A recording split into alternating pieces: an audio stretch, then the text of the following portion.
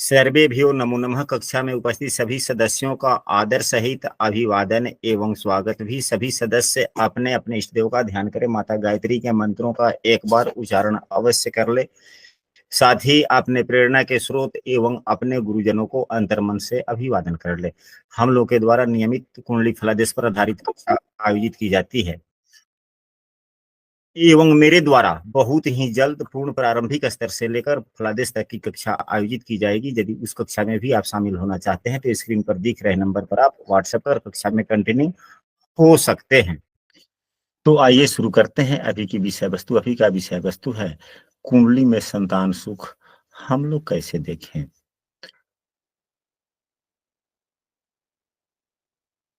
तो विवाह का प्रमुख उद्देश्य संतति सुख ही माना जाता है। यदि संतान सुख न मिले तो विवाह निष्फल ही माना जाता है, कहा जाता है। कुंडली में कई प्रकार के ऐसे योग भी होते हैं जो संतति प्राप्ति में बाधा देते हैं।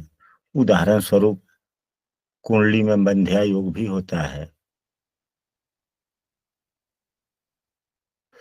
कुंडली में काक बंध्या योग भी होता है।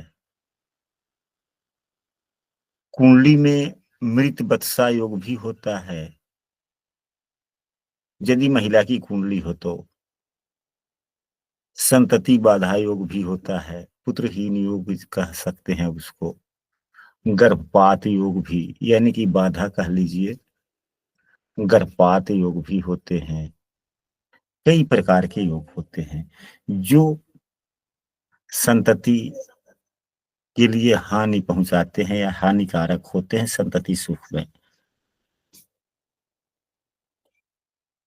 इन सबों के लिए हम लोग विशेष रूप से अध्ययन करेंगे। कब?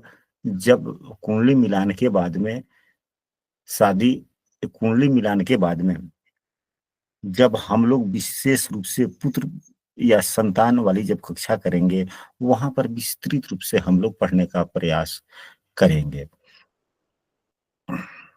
यहाँ कम से कम कुंडली मिलान करते वक्त यदि पूछा जाए कि संतान सुख कैसे देखें, तो और यदि महिला की कुंडली में देखना हो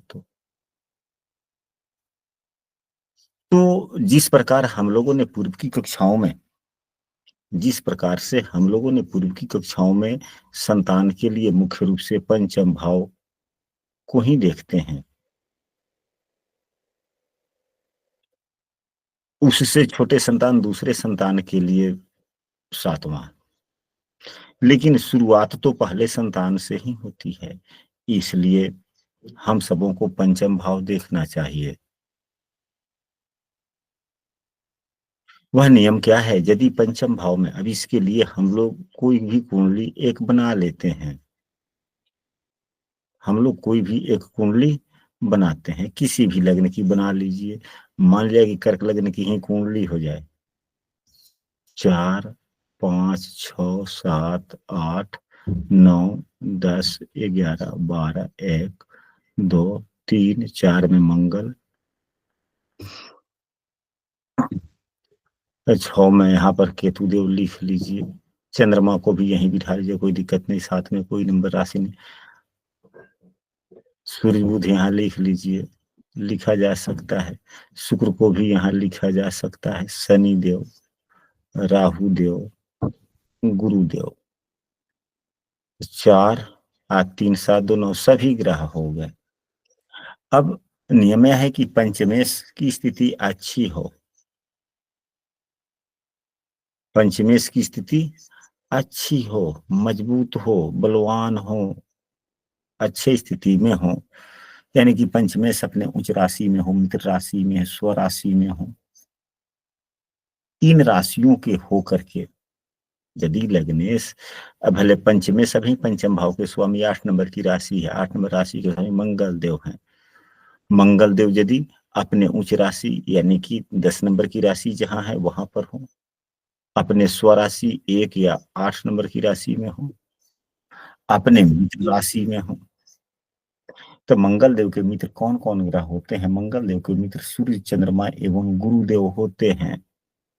तो सूर्य की राशि ये हो गई, चंद्रमा की राशि ये हो गया, एवं गुरुदेव की राशि मित्र की राशि हो गई।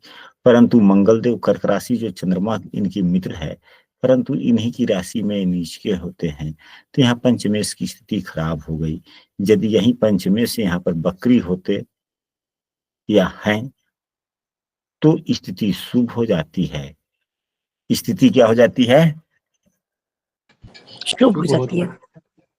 क्योंकि बकरी ग्रह यदि कोई नीच के होते हैं, यदि नीच का कोई ग्रह बकरी होता है तो उच्च के जैसा फल देता है, तो फिर संतान में बाधा ये नहीं देते हैं। परंतु हाँ, एक बात अवश्य याद रखें कि यदि कुंडली में कोई अन्य संतानहीनता के योग में, जैसे कि बंध्या योग, काक बंध्या, मृतवत्सा या बंध्या या गर्भपात वाले योग की स्थिति नहीं बनती हो, तो अब यही पंचमेश यदि नीच का भी हो जाए और बकरी हो जाए तो यह शुभ फल देता है, यानी कि संतान प्राप्ति की संभावनाओं में बल दे देता है। यदि कुंडली में अगर इस प्रकार के संतानहीनता के कोई भी योग बन रहे हो, स्थिति बन रही हो, और पंचम भाव का स्वामी नीच का हो और बकरी का हो, तो और वह बाधा पहुंचा देते हैं। और क्या करते हैं? बाधा पहुंचा देते हैं। बाधा पहुंचा देते हैं। कारण यह है कि नीच के ग्रह, चाहे वह बकरी हो चाहे किसी भी प्रकार से, बात बीमारी की होती है तो बीमारी के लिए वो बुरे फल ही देते हैं। और यदि बात अन्य विषय वस्तुओं की हो जाए और नीच के होकर के बकरी हैं, तो वह अच्छे ही फल सदैव देते हैं। लेकिन बात बीमारी से संबंधित हो तो नीच के ग्रह बकरी होने के बाद में बीमारी को तो बढ़ावा नहीं देते, शुरुआत तो नहीं करते। यदि अगर कोई बीमारी वाली स्थिति होती है तो उसमें बल दे देते हैं। बातें स्पष्ट हुई? जी गुरु जी। तो इस उदाहरण कुंडली में यह सूत्र लागू हो रहा है। पंचमेश अच्छी स्थिति में बना दिया गया यदि बकरी कर दी है तो अभी ग्रहों के गोचर के हिसाब से मंगल देव बकरी ही है, अभी बकरी है। लेकिन जब यहाँ पे सूर्य देव थे तो उस समय बकरी थे कि नहीं थे से नहीं मैं कह सकता। हाँ, अगर यही सूर्य देव को यहाँ लिख दिया जाए, शुक्र देव को यहाँ लिख दिया जाए तो वर्तमान का गोचर हो गया, फिर तो स्थिति ठीक ठाक हो। ये वाली बातें हो। यदि पंचमेश अच्छी स्थिति में हो करके कुंडली के लग्न में हो, केंद्र में हो, पंचम भाव में ही हो या नवम भाव में हो, यानी कि केंद्र या त्रिकोण में हो, तो संतान सुख होने की संभावनाओं पर बल मिलता है। पंचम भाव में अब दूसरा, पंचम भाव को हम लोग अवश्य देखेंगे। पंचम भाव में यदि शुभ ग्रह बैठा हुआ हो, शुभ भाव का स्वामी बैठा हुआ हो, तो अच्छे फल मिलने की संभावनाएं होती है। यहाँ पर बुध देव बैठे हुए हैं, शुभ ग्रह हैं। सूर्य देव भी बैठे हुए हैं, ये भी शुभ ग्रह तो नहीं कह सकते, ये क्रूर ग्रह हैं, एवं इनकी राशि भी जो है क्रूर वाले ही है। अच्छी स्थिति नहीं है। बुध देव 12वें भाव के स्वामी एवं तीसरे भाव के स्वामी हैं। इन दोनों भाव के स्वामी अच्छे फल नहीं देते हैं। तो यह इस सूत्र के आधार पर संतानहीनता की तरफ लेकर गया कुंडली, यानी कि पंचम स्थान में शुभ ग्रह बैठे हों तो पंचम स्थान में हो गया। तो यह तो हानि की तरफ इशारा किया या फल की तरफ इशारा कर दिया? हानि की तरफ गुरुदेव। और इस स्थिति में मंगल बकरी हो तो भी संतानहीनता की तरफ बल और बढ़ गया, और बल बढ़ा दिया इन्होंने। पंचमेश शुभ ग्रहों से शुभ दृष्ट हो, यानी कि शुभ दृष्ट पंचमेश और पांचवा भाव दोनों हो। तो दूसरी नंबर वाली बात, पंचम भाव में जो भी ग्रह बैठा हुआ हो, बलवान स्थिति में हो, और पुरुष ग्रह हो और महिला की कुंडली हो, पंचम भाव पुरुष ग्रहों के द्वारा युत दृष्ट हो, तो संतान सुख मिलता है, महिला के कुंडली में विशेषकर। इसी प्रकार पुरुष की कुंडली में यदि स्त्री राशि का ग्रह, तो अब यहाँ पर हम लोगों ने जो चर्चा किया कि सूर्यदेव बैठे हुए हैं, संतानहीनता की तरफ इशारा कर रहे हैं, परंतु यहाँ पर देखा जाए देव गुरु बृहस्पति के द्वारा यह भाव दृष्ट भी है, एवं देव गुरु बृहस्पति के द्वारा ही सूर्यदेव की राशि भी दृष्ट है। देव गुरु बृहस्पति के द्वारा सप्तम भाव जो संतान के सहयोगी बनते हैं, वे भाव भी दृष्ट हैं। तो देव गुरु बृहस्पति द्वारा दृष्ट होने से जो यहाँ पर अशुभ योग बन रहा था, उस अशुभ योगों का परिहार होता है। परंतु यह भी देखना होगा कि देवगुरु बृहस्पति की स्थिति काफी मजबूत है या नहीं है।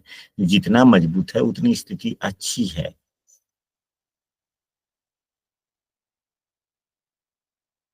नवमांस वगैरह में अच्छे राशि में हो या ऐसे राशि में हो जो कुंडली के शुभ भाव में हो,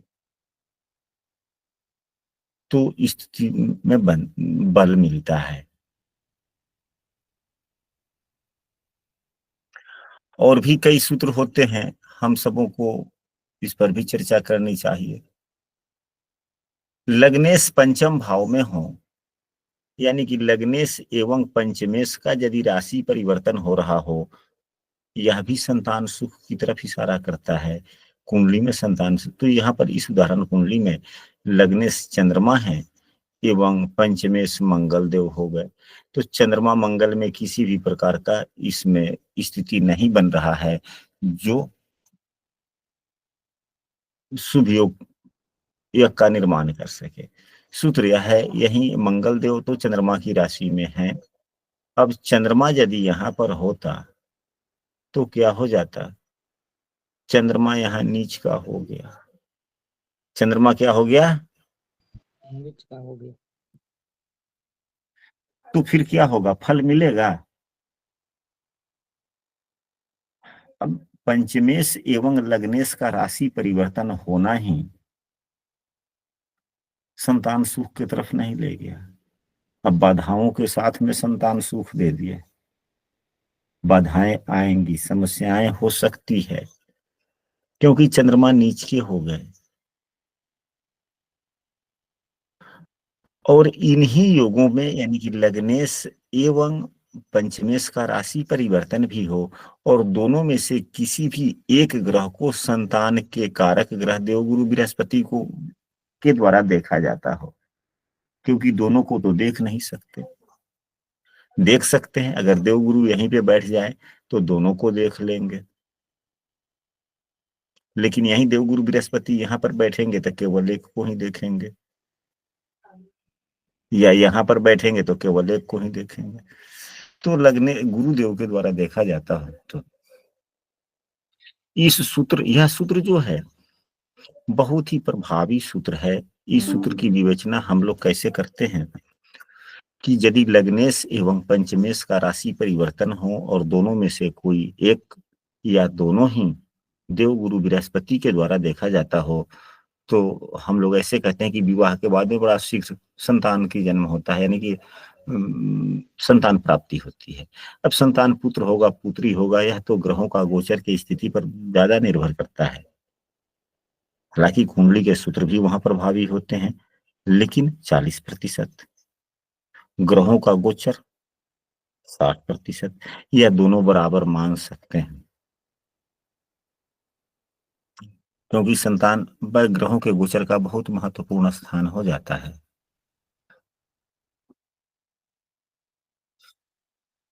नवमेश एवं पंचमेश का भी राशि परिवर्तन संतान योग देता है, क्योंकि पंचम से पंचम होना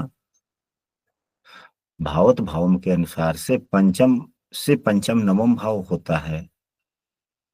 यदि नवमेश और पंचमेश दोनों में स्थान परिवर्तन हो या राशि परिवर्तन हो या एक दूसरे को देख रहे हों और दोनों में से कोई भी पाप प्रभाव में नहीं हो, तो संतान की संभावनाओं में बल मिलता है। हाँ जी, किसी का हैंड राइज है, कुछ कहना चाहते हैं क्या? जी गुरुदेव, इसमें एक जो अभी आपने बताया, जैसे चंद्रमा यहाँ पे नीच का हो गया लग्न और पंचम के एक्सचेंज में, लेकिन लेकिन ये भी कहा जाता है कि जो त्रिकोण के स्वामी हैं वो शुभ होते हैं, तो क्या उसका भी फर्क पड़ेगा यहाँ पे? न है, हाँ शुभता तो है, लेकिन अब यहाँ पर जो नीच के गुण है वह तो हटेगा नहीं, लेकिन यह त्रिकोण के स्वामी होने के कारण, लग्न या लग्न भाव के स्वामी होने के कारण उतनी अशुभता तो नहीं, लेकिन हाँ अशुभता तो है ही, शुभता तो है ही नहीं। अगर यही 8वें भाव के स्वामी होते, 8वें भाव में 4 नंबर की राशि होती और यह नीच के होते तो काफी ज्यादा नुकसान देते, लेकिन यह लग्न के स्वामी हैं तो कुछ कम देंगे, जी यानी कि शुभ भाव के स्वामी हैं। अब भाव जितना शुभ होगा उतना कम नुकसान, जितना भाव खराब होगा, बुरा फल देने वाला होगा, ज्यादा खराब। अब यही तीसरे भाव के भी स्वामी बुरे फल देते हैं एवं 11वें भाव के स्वामी भी बुरे फल देते हैं, तो यह तो स्वाभाविक बुरे फल देते हैं। जी अगर यहीं पे 4 नंबर की राशि हो जाए, चंद्रमा कहीं भी बैठ जाए तो बुरा फल तो देना ही है। जी गुरुदेव, समझ गया।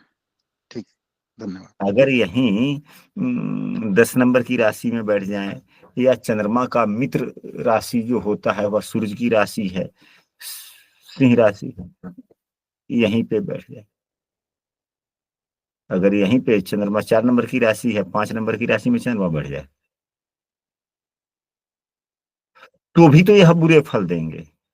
लेकिन अगर यहीं, एक तो बुरा फल देने वाले हो गए, लेकिन अगर यहीं बुरे भाव के स्वामी होकर के और बुरा हो जाए तो ज्यादा खराब फल देंगे या नहीं देंगे? हाँ जी गुरुदेव, समझ गया। इस बात में। हाँ जयप्रकाश जी, आप बोले। हाँ गुरुदेव, मैं ये पूछा था कि अगर पंचमेश और नवमेश में राशि परिवर्तन ना हो लेकिन नक्षत्र का परिवर्तन हो रहा हो तो भी एक, अब देखिए यह भी तो बात वहीं आ चली आई ना, दोनों के घर तो बदल गए ना। हमने स्थान परिवर्तन, भाव परिवर्तन, राशि परिवर्तन दोनों बोला था, तो अब राशि क्या है, घर है, नक्षत्र भी तो दोनों के ही हैं, तो जितना डीप ज्ञान उतना ज्यादा विवेचना। तो जी आपने यह पाया होगा कुंडली में, आपने ही नहीं सभी सदस्यों ने यह पाया होगा कि कुंडली में बहुत से योग ऐसे होते हैं जो दिखते हैं परंतु प्रभावी नहीं होते, जी लेकिन बहुत से ऐसे भी योग होते हैं जो जीवन में तो दिखते हैं परंतु लग्न कुंडली में वैसे योग ही नहीं दिखते। जी वह क्या है? वह जितने आप अंदर तक जाइएगा, तो अंदर तक डीपली जाइएगा तो अपने आप वह योग बनते चले जाते हैं, जी वह प्रभाव दिख जाता है। जी अब बातें स्पष्ट हो गई? बिल्कुल स्पष्ट हो गया। चलिए इसके बाद में पंचम भाव में यदि दूसरे भाव का स्वामी हो, पंचम भाव में यदि दूसरे भाव का स्वामी हो, यह भी संतान कारक हो जाता है। पंचम भाव में यदि दूसरे भाव के स्वामी हो, यह संतान कारक हो जाता है, चाहे वह कोई भी ग्रह क्यों ना हो। अब यहीं पे दूसरे भाव के स्वामी सूर्यदेव हैं जो पंचम भाव में है, यह संतान प्रदाता बन गए। अभी हम लोगों ने कुछ क्षण पहले आज की कक्षा में यह चर्चा किया था कि यह अच्छे योग नहीं है, सूर्य देव का पंचम भाव में बैठना कुछ ठीक नहीं होता संतान प्राप्ति हेतु, ये गर्भपात कराते हैं। परंतु यदि दूसरे भाव के स्वामी होकर बैठे तो कम न के बराबर, क्योंकि संतान का कर्म भाव यही हो गया, दूसरा हो गया, यानी कि दशमेश हो गया, अपने भाव से दशमेश हो गया। अब लग्न कुंडली में ही देखिए, यदि दशमेश लग्न में बैठता है तो अच्छा फल देता है या लग्न के लिए, या बुरा फल देता है? अच्छा अच्छा फल देता है। यह नियम सभी भावों पर लागू होता है, आप लोग देखेंगे तो पाएंगे। अब सप्तम भाव से 10वां चौथा भाव होता है, चौथे भाव का स्वामी यदि सप्तम भाव में बैठ जाता है तो दाम्पत्य जीवन अच्छा व्यतीत होता है। आप लोग अपने अपने कुंडली पर देखें कि आपके कौन से ग्रह इस भाव के स्वामी अपने से चौथे बैठे हुए हैं। जिस भाव का स्वामी अपने भाव से चौथे बैठता है तो अच्छा फल देता है। अब यहीं लग्नेश चौथे भाव में बैठ जाए चंद्रमा, लग्नेश का चौथे भाव में बैठना अच्छा होता है कि नहीं होता है? अच्छा होता है।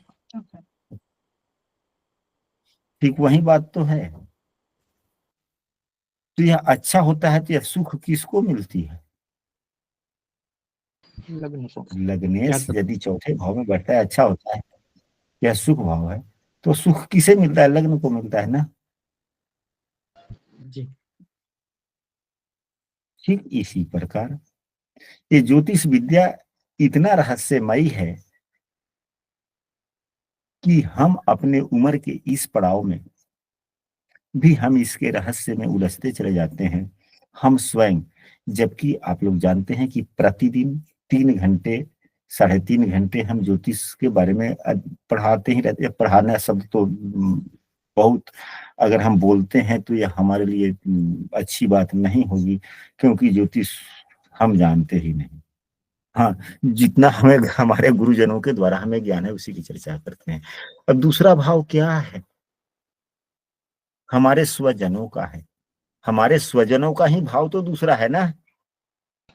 जी गुरु जी। और संतान की अभिलाषा हमसे ज्यादा हमारे किनको होता है? हमारे स्वजन को, हमारे माता पिता, हमारे सगे संबंधी ज्यादा अभिलाषित रहते हैं हमारे संतान के लिए। यानी कि जिसकी शादी हुई वह ज्यादा अभिलाषित होता है, या उसके माँ बाप, उसके सास ससुर, या उसके संबंधीगण?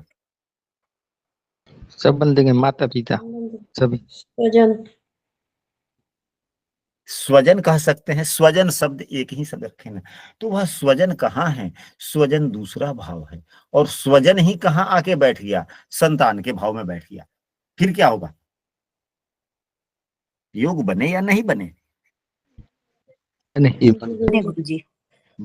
और ये सूत्र गुरु जी 100% लग रहा है। मेरे मिस्टर की सेम कुंडली है, कर्क लग्न की, और सूर्य और बुध 5th हाउस में बैठे हैं। गुरुदेव लग्न में बैठकर दृष्टि दे रहे हैं, और 2 बच्चे हैं मेरे ऊपर ही लग रहा ठीक है। है। कहने का मतलब ना, दूसरे भाव के स्वामी पंचम भाव में बैठ जाए और शुभ युत हो जाए या शुभ दृष्ट हो जाए, फिर इससे बेहतर योग भी नहीं कहा जा सकता। क्योंकि यह जो है आशीर्वाद योग हो जाता है संतान के लिए। आशीर्वाद योग, आशीर्वाद योग हो जाता है। कुछ योग ऐसे होते हैं जो पौराणिक पुस्तकों में, तो ऐसी बात नहीं है कि सभी नहीं है, ये सभी सूत्र तो पौराणिक पुस्तकों से ही निकलते हैं। सूत्र बनते कैसे हैं? तो ग्रहों के बेसिक नियमों के आधार से ही सूत्र बनते हैं। और जब सूत्र बन जाते हैं तो हम लोग कहते हैं कि ये बहुत अच्छा हो गया। नहीं, ये सब बेसिक की ही बात है। अभी तक जितना हम लोगों ने बातें चर्चा की, बेसिक की ही बातें चर्चा की। अच्छा, अगर इसी पर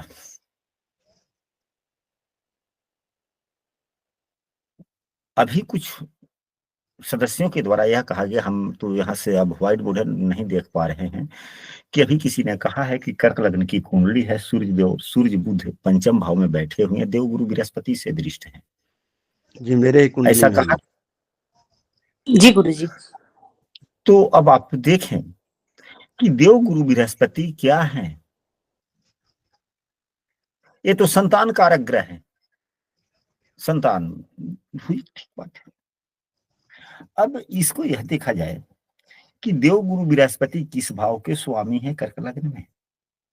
तो ये 6ठे भाव के भी स्वामी हैं एवं 9वें भाव के भी स्वामी हैं। यह क्या दर्शाता है? हम क्या कहेंगे? जितना बेसिक नियमों का उपयोग करेंगे उतना ही हम लोगों की प्रतिष्ठा बढ़ती जाएगी, एवं फलादेशों में भी सटीकता होगा, पूर्णता देखने को मिलेगी। क्या कह सकते हैं? तो हम यह कहेंगे कि ऐसे योग वाले, यह तो आशीर्वाद योग हो ही गया, साथ ही भाग्यवान योग भी हो गया। ऐसे व्यक्ति के संतति भाग्यवान होते हैं। उनके बच्चे के जीवन में बहुत बार उनको स्वयं एहसास होता है कि मेरा लड़का इस योग्य नहीं था, परंतु ईश्वर के आशीर्वाद से यह काम उसने कर लिया, चाहे यह चीज उसे मिले। जी गुरुदेव, है मेरे ऊपर। जी गुरुजी, बिल्कुल सही। क्योंकि भाग्य भाव है ना, ये भाग्य भाव के स्वामी के द्वारा देखा गया, तो भाग्य वाली तो संतान होंगे ही, भाग्य से तो जुड़ ही गया। और ऐसे लड़के जो होते हैं, कम से कम प्रथम संतान, संघर्ष से पीछे नहीं हटेंगे यदि देवगुरु बृहस्पति के द्वारा दिशा, तो क्योंकि ये संघर्ष भाव के भी स्वामी देवगुरु बृहस्पति। यानी कि एक नहीं होता है कि मेहनत से भर जाना, वो भी नहीं।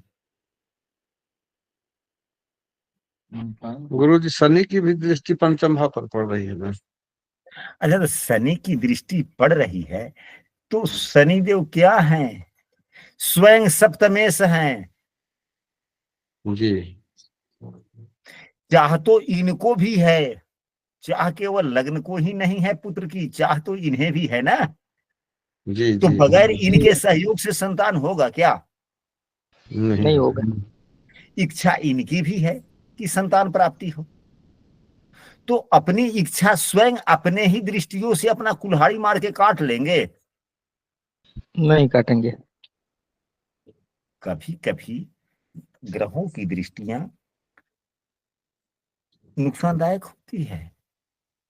अब यह क्या करेंगे, शनिदेव अगर यहाँ पर हैं तो इनकी दृष्टि यहाँ पड़ने से केवल संतान की ही तो बातें नहीं देखी जाती, हालांकि यह शत्रु राशि को देख रहे हैं, शत्रु ग्रह को देख रहे हैं, वो अलग की बात है। हाँ, अब यह देखेंगे तो थोड़ा स्लो माइंडेड बना देंगे बच्चे।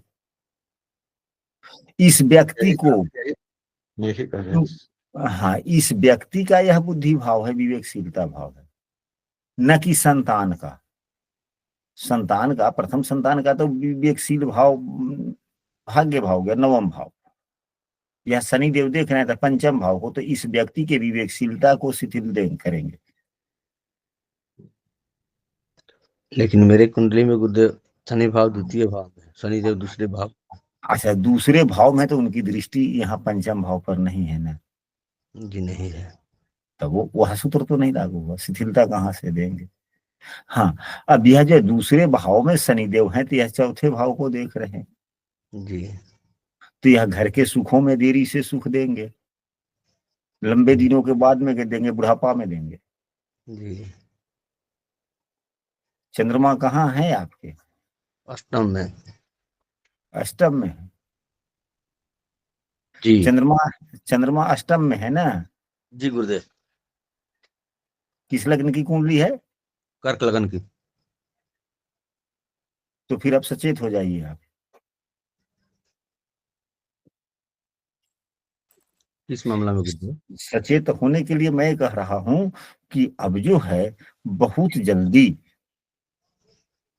बहुत ही जल्दी घर से संबंधित जो आपकी पूर्व की अभिलाषाएं हैं, अरे पिसवा चलो बाबू बैठा 3 साल के अंदर में पूरे होने भी वाले हैं। अरे घर 3 साल के अंदर बनने वाले हैं। क्या आपका ऐसा प्लान है क्या? ईंटा बालू तो गिरा दी है गुरुदेव। हमको आपने कभी नहीं कहा है ना। जी नहीं।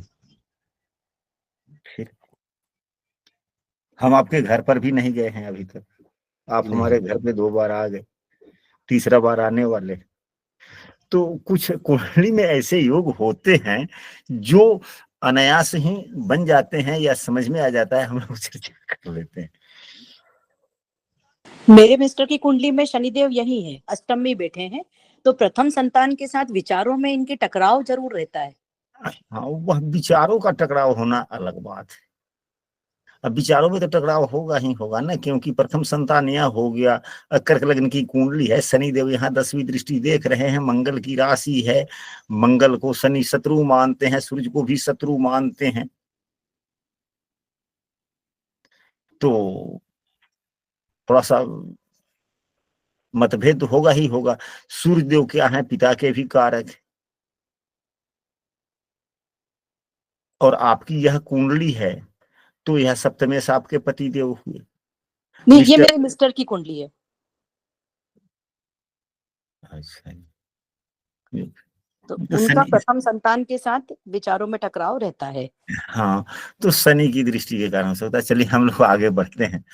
अब इसके बाद में यदि पंचमेश नवम भाव में हो, पंचमेश नवम भाव में हो, पंचमेश नवम भाव में हो, अगर यही 8 नंबर की राशि यहाँ पर मंगल देव है और नवम भाव का स्वामी लग्न में या पंचम भाव में कहीं भी हो, इन दोनों भावों में कहीं हो, पंचमेश नवम भाव में हो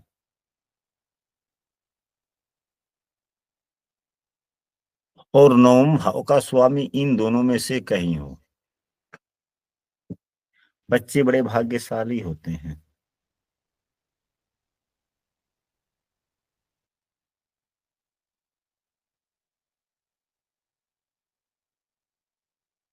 तो यह रहे कुंडली में संतान योग के सुख कैसे देखें, यह साधारणतया रही।